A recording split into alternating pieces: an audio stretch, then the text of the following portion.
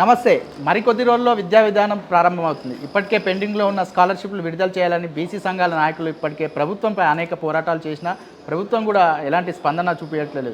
దీనికి సంబంధించిన మరిన్ని విషయాలు మనతో పాటు మాట్లాడేందుకు రాజ్యసభ సభ్యులు ఆర్ కృష్ణయ్య గారు ఉన్నారు. వారి మాటలను తెలుసుకున్నాం. అన్న నమస్తే. ఇప్పుడు మరికొద్ది రోజుల్లో కూడా విద్యా వ్యవస్థ ప్రారంభమవుతుంది. ఇప్పటికే పెండింగ్లో ఉన్న స్కాలర్షిప్లు కూడా విడుదల చేయలేదు. ఇప్పటికే విద్యార్థులు కూడా అనేక అవస్థలు కూడా పడుతున్నారు. కాలేజీ యాజమాన్యాలు కూడా సర్టిఫికేట్లు ఇవ్వలేని పరిస్థితి కూడా ఏర్పడింది. దీనికి కారణం ఏమంటారు? కాంగ్రెస్ ప్రభుత్వం అధికారంలోకి వచ్చి దాదాపు 18 నెలలు గడుస్తుంది. ఇంతవరకు 18 రూపాయలు కూడా ఇవ్వలేదు. ఇంత దుర్మార్గంగా చదివే ముఖ్యమంత్రి ఉపన్యాసాలు ఇస్తాడు. చదువుకునే పిల్లలకు ఫీజులు స్కాలర్షిప్ ఇవ్వకపోతే ఎట్లా చదువుతారు? ఇది కొత్త జీవి కాదు. ఇది రాజశేఖర రెడ్డి పీరియడ్ లోపల ముఖ్యమంత్రి రాజశేఖర రెడ్డి గారు ముఖ్యమంత్రి ఉన్న కాలంలో నేను 5 రోజులు అమలు నిరాకరణ చేస్తే ఆయన స్కీమ్ పెట్టాడు. టోటల్ ఫీజులు degree, PG, engineering, MBA, MBBS, అన్ని ఫార్మసీ, అన్ని కోర్సుల యొక్క టోటల్ ఫీజులు ఇచ్చేటట్టు జీవదీశారు. తర్వాత కిరణ్ కుమార్ రెడ్డి పీరియడ్ లోపల దాన్ని రేషనలైజ్ చేస్తూ 35,000 లిమిట్ చేశారు. 10,000 ర్యాంక్ వరకు పూర్తిస్తాం, తర్వాత 35,000 అని ఇట్లా లిమిట్ చేశారు.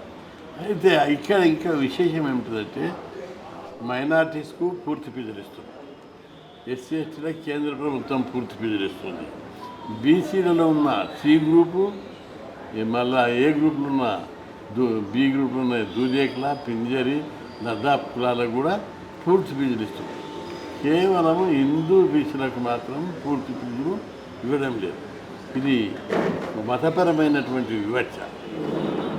అన్ని కులాలకు అన్ని మతాలకు ఇస్తూ ఒక హిందూ బీసీలకే ఇవ్వకపోవడం అనేది ఇది వివక్షత కోరుకున్నది. చాలామంది బీసీలు, హిందూ బీసీలు ఇతర మతాల్లోనికి మారుతున్నారు. టోటల్ ఫీజులు కట్టలేక మా పిల్లలు మతం మారితే టోటల్ ఫీజులు వస్తాయని మతం మారుతుంటారు. ఇది చాలా దుర్మార్గం. కాంగ్రెస్ ప్రభుత్వము బీసీల విషయంలో చెప్పే మాటలకు ప్రాక్టికల్గా చేసే పనులకు పొంతన లేదు. 18 కాంట్రాక్టర్లకు ఒక్కొక్క కాంట్రాక్టర్కి 6,000 కోట్లు, ఒక కాంట్రాక్టర్కి 7,000 కోట్లు. మంత్రులే కాంట్రాక్టర్లు అక్కడ వాళ్ళకి 7,000 కోట్లు ఇస్తున్నావు. ఒక 6,000 కోట్లు ఇస్తే 14 లక్షల మంది విద్యార్థుల యొక్క భవిష్యత్తు ఎంతో ఉపయోగం కదా. రెండవది, ఇంత సీరియస్గా గతంలో ఎప్పుడూ జరగలేదు. ఏ సంవత్సరంలో ప్రతి సంవత్సరంలో 3,000, 4,000 ఫీజు కేసీఆర్ కూడా రిలీజ్ చేసాడు. అప్పుడు కొద్దిగా ఇబ్బంది అయితే ఉద్యమాలు చేయాలని స్పందించి అన్న మీరు అన్నట్టుగానే ఇప్పుడు గత ప్రభుత్వం గురించి మీరు ప్రస్తావించారు కాబట్టి అడగాల్సి వస్తుంది. అంటే గతంలో మీరు అడగగానే గత ముఖ్యమంత్రి కేసీఆర్ గారు కూడా నిధులు విడుదల చేశారు. విద్యా వ్యవస్థకు పెద్దపీట వేస్తూ గురుకుల పాఠశాలలు కావచ్చు, కాలేజీ విద్యార్థుల స్కాలర్షిప్లు కూడా విడుదల చేసిన పరిస్థితి కనిపిస్తుంది. మరి ఇప్పుడు ఎందుకు ఆ పరిస్థితి కనిపించడం లేదని మనం ప్రభుత్వం ఉద్దేశపూర్వకంగా బీసీలను అణచివేసే ప్రోగ్రాం పెడుతుంది. అక్కడ రాహుల్ గాంధీ ఏమో బీసీలకు పెద్దపీట వేస్తామంటారు. ఈయన మంత్రివర్గం నుండి 2 ఇచ్చారు. మొన్న ఇన్ఫర్మేషన్ కమిషనర్ చేస్తే 5 మంది ఒక్క బీసీకి కూడా ఇది బీసీ వ్యతిరేక చర్య కదా. అదేవిధంగా కార్పొరేషన్ చైర్మన్లలో ఏదన్నా ఒక మంచి కార్పొరేషన్ బీసీలకు ఇచ్చిన దాఖలాలు ఉన్నాయా? అడుగున్న బీసీ వ్యతిరేక చర్యలకు పాల్పడుతూ బీసీలను అణచివేయడానికి చూస్తున్నాడు. ఈ వైఖరి మార్చుకోకపోతే తీవ్రంగా పెద్ద ఎత్తున ఉద్యమాలు ఉంటాయి. మాటలతో చెప్పాము, మేము చేసి చూపిస్తాం. ఈసారి ఏదన్నా ఉంటే రేపు బీసీలు తిరగబడితే ఏమన్నా అయితే ముఖ్యమంత్రి బాధ్యత వహించవలసి వస్తుంది. ఎందుకంటే బీసీ ఉద్యమానికి పెద్ద చరిత్ర ఉంది. 2,000 మందితో అసెంబ్లీని మొదలుపెట్టాం. 4,000 మందితో 78లో సచివాలయాన్ని ముట్టడించడం, 74లో కలెక్టరేట్ను ముట్టడించి కలెక్టరేట్ మీద దాడి చేశారు. 74లో 82లో గురుకులాలు పెట్టాలని చెప్పి తెలుగు సంక్షేమ భవన్ను తుక్కుగా వలగొట్టారు. అంత మిలిటెంట్ ఉద్యమాలు ఏపీఎస్ ఉద్యోగాల కోసం 10 సార్లు వలగొట్టారు. కలెక్టర్లను గిరా చేశారు, ఎమ్మెల్యేల మీద చేయి చేసుకున్నారు, మంత్రుల మీద చేయి చేసుకున్నారు. అంటే అది చేయాలని ఎంకరేజ్ కాదు, నేను దాన్ని ఖండిస్తుంది. అప్పుడే ఖండించినా ఇప్పుడు కూడా అట్లాంటి ఎంకరేజ్ చేయ. కానీ బీసీలు మిలిటెంట్ ఉద్యమాలు చేస్తారని ప్రభుత్వానికి హెచ్చరిస్తున్నాం. రైట్, మీరు అన్నట్టుగానే ఇప్పుడు బీసీ విద్యార్థులు ప్రతిరోజు నిత్యం మీ దగ్గరకు వచ్చి అనేక సమస్యలు చెప్పుకుంటున్నారు. మాకు విద్యా వ్యవస్థలో చాలా సమస్యలు ఉన్నాయి, దాంతోపాటు మా స్కాలర్షిప్లు కూడా విడుదల చేయడం లేదు, దీని ద్వారా మా భవిష్యత్తు కూడా అంధకారంలోకి వెళ్ళే పరిస్థితి కూడా ఉందని చెప్పేసి ఇప్పటికే అనేక మంది విద్యార్థులు మీతో వాపోయారు. దీన్ని ఎట్లా స్పందిస్తారు? రాకపోవడం వల్ల చాలా కాలేజీలు మూసేశారు, డిగ్రీ జూనియర్ కాలేజీ. రెండోది ఇంజనీరింగ్ కాలేజీలు కూడా ఫీజుల బకాయిలతో రాక అప్పులు తెచ్చి కాలేజీలు నడుపుతున్నారు. లెక్చరర్లకు జీతాలు ఇస్తలేరు, రెంటెడ్ బిల్డింగ్లు ఉంటే రెంట్ ఇస్తలేరు, పిల్లలను ఫీజులు కట్టుండని ఒత్తిడి చేస్తున్నారు, కట్టకపోతే బయటలో పెడుతున్నారు. కొందరు ఒత్తిడికి తట్టుకోలేక రక్తాన్ని నమ్ముకొని కిడ్నీలు నమ్ముకొని ఫీజులు కట్టుకుంటూ కూడా ఉన్నారు.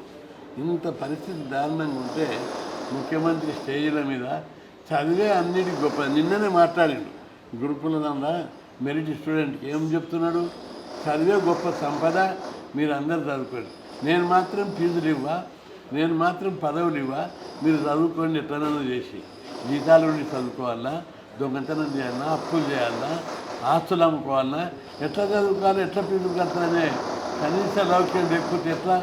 కాబట్టి ప్రభుత్వం దీని విషయం లోపల వెంటనే స్పందించాలి.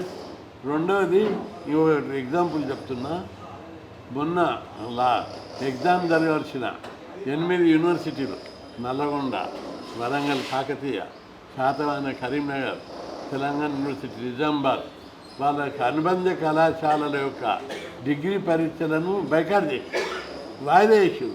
2 సార్లు వాయిదా వేసారు. ఫీజుల బకాయిలు ఇస్తే తప్ప మేము పరీక్షలు జరపము అంటే ఇట్లా చేయడం వల్ల ఏమవుతుంది, ఒక విద్యా సంవత్సరాన్ని కోల్పోతాం. ఎగ్జామ్ కట్టకపోతే పోటీ పరీక్షలకు ప్రిపేర్ గారు ఒకటి. రెండవది పీజీకి ఎంట్రన్స్ రాయలేరు, ఎంబీబీఎస్ ఎంట్రన్స్ రాయలేరు, ఇక కేంద్ర రాష్ట్ర ప్రభుత్వాలకు పోటీ పరీక్షలకు అప్లికేషన్ పెట్టలేరు.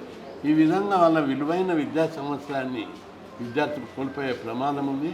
ఇప్పటికైనా ప్రభుత్వం వెంటనే ఫీజుల బకాయిలు ఇచ్చి అన్ని యూనివర్సిటీలో పరీక్షలు జరపాలని చెప్పి ఆదేశాలు ఇవ్వాల్సిన అవసరం. రైట్, ఇప్పుడు పూర్తిగా విద్యా వ్యవస్థకు సంబంధించిన విద్యాశాఖ మంత్రే లేడు. ఆ లేని విద్యాశాఖను కూడా పూర్తిగా దాదాపు సంవత్సరంన్నర పాటు కూడా నడిపించిన పరిస్థితి కనిపిస్తూ ఉంది. దాంతోపాటు విద్యా వ్యవస్థలో కూడా ఇప్పటికే అనేక ఇబ్బందులు కూడా విద్యార్థులు ఎదుర్కొంటున్న పరిస్థితి కూడా మనం చూస్తూ ఉన్నాం. అసలు ఏం చెప్పబోతున్నారు, అంటే ఏం అడగబోతున్నారు, మీరు ఏం డిమాండ్ చేయబోతున్నారు బీసీ సంఘాల తరపు నుంచి ప్రభుత్వాన్ని? ప్రభుత్వం వెంటనే ఫీజుల బకాయిలు ఇవ్వాలి. ఇవ్వకపోతే జూలై నుంచి మంత్రులను, ఎమ్మెల్యేలను ఎవరిని కూడా బయట తిరగనీయం. ఆ ఉద్యమానికి పెద్ద ఎత్తున జరిగితే ముఖ్యమంత్రి బాధ్యత. అదే నీకు ఇప్పటికీ ప్రభుత్వము 2 లక్షల కోట్ల అప్పులు తెచ్చింది. ఎవ్రీ నెల ప్రతి మంత్ 20,000 కోట్ల పన్నులు వస్తున్నాయి ఆదాయం. అంటే మొత్తము 5,600 కోట్ల 5,60,000 కోట్ల ఇన్కమ్ వచ్చింది ఈ 18 నెలల కాలంలో. కానీ ప్రభుత్వం 5,000, 6,000 కోట్లు ఇచ్చి ఈ 14 లక్షల మందికి ఫీజుల బకాయిలు ఇవ్వడానికి వాళ్ళ మనసు ఒప్పుతలేదు. అదేవిధంగా రైతు బంధు బంద్ చేశారు, అనేక స్కీములు బంద్ చేశారు, విదేశీ విద్యార్థుల స్టైపెండ్ ఇస్తలేరు, బీసీ, ఎస్సీ, ఎస్టీల ఎవరి కూడా. ఈ విధంగా అడుగడుగున వ్యతిరేక చర్యలకు పాల్పడుతుంది ప్రభుత్వం. బీసీలు చదువుకోవద్దు అనేది వాళ్ళ కుట్ర. ఈ ముఖ్యంగా చూసుకున్నట్లయితే విద్యార్థులకు పెద్దపీట వేసి ఖజానా విడుదల చేయకపోవడంపై, దాంతోపాటు మిస్ వరల్డ్కి సంబంధించి ఇప్పటికే అనేక ఖజానా కూడా అక్కడ తరలించిన పరిస్థితి. అదే డబ్బు ఇక్కడ పెడితే కూడా విద్యార్థుల భవిష్యత్తు డబ్బులు ఉంటాయి. కాంట్రాక్టర్లకు పెద్ద కాంగ్రెస్ కాంట్రాక్టర్లకు పెద్ద ఎత్తున ఇవ్వడానికి డబ్బులు ఉంటాయి. ఎక్కడైతే డబ్బులు కమిషన్లు వస్తాయో అక్కడ డబ్బులు రిలీజ్ చేస్తున్నారు. కమిషన్ రాని చోట విద్యార్థులకు ఇస్తే కమిషన్ రాదు కదా, అందుకే వీళ్ళకి రిలీజ్ చేస్తారు. అందుకే విద్యార్థుల ఉద్యోగం యొక్క రుచి, దాని యొక్క తాకడి ముఖ్యమంత్రి గారికి తెలియదు. నేను చదివిన కాలం లోపల పెద్ద ఎత్తున ఉద్యమాలు చేశాం. ఒక బస్ తిరగనీయలేరు, ఒక నాయకుడిని తిరగనీయలేరు. ఇప్పటి విద్యార్థులు కొద్దిగా సైలెంట్గా ఉన్నాడు కాబట్టి కథలు పడుతున్నారు. మళ్ళీ నేను రంగంలోకి దిగుతా, విద్యార్థులను తయారు చేస్తా. మంత్రులు ఎట్లా తిరుగుతారు, ఎమ్మెల్యే ఎట్లా తిరుగుతారు, ఏ పోలీసులు ఎంతమందిని అరెస్ట్ చేస్తారో చూస్తా, ఏ జైలు సరిపోతాయో కూడా నేను చూస్తా. ఏం తమాషా, మేమేమడుగుతున్నాం, మా జాతికి అయిపోతుందని చెప్పు. మా జాతికి ఇవ్వు, మా జాతి చదువుకుంటుంది, ముఖ్యమంత్రులు మీరే, మంత్రులు మీరే, చైర్మన్లు మీరే, మాకరే చిన్న చదువుకుంటే మా పిల్లలంటే కూడా భరించారు కదా అని చెప్పి హెచ్చరిస్తున్నాం. కాబట్టి ప్రభుత్వం వెంటనే స్పందించాలి, ముఖ్యమంత్రి గారు స్పందించాలి, లేని పక్షంలో పెద్ద ఎత్తున ఉద్యోగం చేస్తుందని హెచ్చరిస్తారు. అంటే విద్యార్థులకు సంబంధించిన ఇప్పటికే అమ్మాయిలు కూడా అనేక మంది ఇబ్బందులు పడుతున్న పరిస్థితి కనిపిస్తుంది. ఎందుకంటే సర్టిఫికేట్స్లు ఇవ్వలేక కాలేజీ యాజమాన్యం ఒత్తిడి చేస్తున్న పరిస్థితి కనిపిస్తుంది. మరోపక్క తల్లిదండ్రులు కూలీ పనులు చేసి కూడా తమ బిడ్డలు చదివిస్తున్న తరుణంలో ఈ స్కాలర్షిప్లు విడుదల చేయకపోవడం పట్ల కూడా తల్లిదండ్రులు కొంత అసహనానికి కూడా గురవుతున్న పరిస్థితి కనిపిస్తుంది. దీన్ని ఎట్లా వర్ణనాత్మకం. విద్యార్థుల కష్టాలు, ఫీజుల బకాయి రాక కాలేజీలు దుమ్మ కొడుతున్నారు, కాలేజీ బయటికి ఎలగొడుతున్నారు, చదివిన వాళ్ళకి సర్టిఫికేట్లు వస్తలేవు, హాల్ టికెట్లు ఇస్తలేరు. ఎన్ని కష్టాలు అంటే అన్ని కష్టాలు, నరకం చూపెడుతున్నారు అందరూ ప్రభుత్వం వల్ల. కాలేజీలు కూడా అట్లే, ఏమన్నా కాలేజీని బెదిరిస్తామంటే వాళ్ళకు కూడా కష్టాలు ఉన్నాయి. బెదిరించి ఆపిన రోజులు ఆపించినాం, కాలేజీలకు నచ్చ చెప్పినాం, న్యాయాన్ని చెప్పినాం, భయాన్ని చెప్పినాం, సర్టిఫికేట్ ఇప్పించినాం, ఇక నచ్చ చెప్పినాం. కానీ ఎన్ని రోజులు, ఒక 2 నెలల 3 ఏళ్ళ నుంచి రాకపోతే కాలేజీ ఎట్లనన్నా అవుతాయి. కాబట్టి ప్రభుత్వం ఉద్దేశపూర్వకంగా పొమ్మనక పొగబెట్టినట్టు ఈ ఫీజులు ఇవ్వకపోతే వీటి చదువుకోవద్దు, ఈ స్కీమ్ నీరు కార్చాలనే కుట్ర దీని అంటుంది. రెండవది టోటల్ ఫీజులు ఇవ్వాలని కూడా డిమాండ్ చేస్తున్నాం. కాంగ్రెస్ పార్టీ ఎన్నికల మేనిఫెస్టో ఏం చెప్పింది? మేము అధికారంలోకి వస్తే కాలేజీ కోర్సులు అన్నింటికి కూడా ఫీజులు ఇస్తామని. మొత్తం ఫీజులు కామారెడ్డి డిక్లరేషన్లో కూడా చెప్తారు, మొత్తం ఫీజులు మేము ఇచ్చేస్తామని. కామారెడ్డి డిక్లరేషన్ పూర్తిగా అంటే పక్కన పెట్టేసింది అనుకోవచ్చా మనం? టోటల్ అది చెత్తుకాయం దాకా అయిపోయింది కామారెడ్డి డిక్లరేషన్, చెత్తుకాయుధం అది. బీసీలను ముఖ్యమంత్రి గారు తక్కువ చేస్తారు. ఒక్కరితోటి కాదు, ఇది కృష్ణాయతోటి కాదు, ఏదో బీసీ నాయకులతోటి కాదు, 2 కోట్ల మంది బీసీలతోటి లడాయి పెట్టుకుంటున్నాడు ఆయన. ఈ లడాయి తప్పనిసరి 2 కోట్ల మంది గెలుస్తారా, ముఖ్యమంత్రి గెలుస్తారో చూద్దాం. రైట్. మొత్తానికి చూసుకున్నట్లయితే కామారెడ్డిలో చెప్పిన విధంగా కాంగ్రెస్ పార్టీ ఏదైతే ఎన్నికల సమయంలో మేనిఫెస్టోలో చెప్పిన విధంగా వారు చెప్పిన హామీలనే మేము అడుగుతున్నాం తప్ప పెద్దగా గొంతమ్మ కోరికలు కూడా మేము కోరట్లేదని చెప్పేసి రాజ్యసభ సభ్యులుగా బీసీ సంక్షేమ సంఘం జాతీయ అధ్యక్షుడు ఆర్ కృష్ణ గారు చెప్తున్న పరిస్థితి కనిపిస్తూ ఉంది. మరోపక్క రాష్ట్ర వ్యాప్తంగా కూడా విద్యార్థులు ఎన్నో ఇబ్బందులు గురవుతుంటే ఈ ప్రభుత్వం కనీసం నిమ్మకు నీరెత్తనట్టుగా స్పందించకపోవడం పట్ల కూడా కొంత అసహనానికి కూడా గురవుతున్న పరిస్థితి కనిపిస్తూ ఉంది. మరోపక్క రాష్ట్ర వ్యాప్తంగా విద్యార్థులతో పాటు బీసీలందరూ కూడా ఏకతాటిపై రాబోయే రోజుల్లో ఉద్యమం చేపడతాము, ప్రతి ఒక్క మంత్రుల ఇండ్లను కూడా ముట్టడిస్తామని చెప్పేసి ఆయన చెప్తున్న పరిస్థితి కనిపిస్తుంది. మరోపక్క మరికొద్ది రోజుల్లోనే విద్యా విధానం ప్రారంభమవుతున్న నేపథ్యంలో విద్యార్థులకు ఎలాంటి ఇబ్బందులకి మీరు గురి చేస్తే మాత్రం ఈ ప్రభుత్వాన్ని కూల్చడం ఖాయమని చెప్పేసి ఆర్ కృష్ణ గారు ప్రభుత్వాన్ని హెచ్చరిస్తున్న పరిస్థితి కనిపిస్తూ ఉంది. ఇది ఇవాటి బీసీ సంక్షేమ సంఘం ఆర్ కృష్ణ గారితో స్పెషల్ ఇంటర్వ్యూ.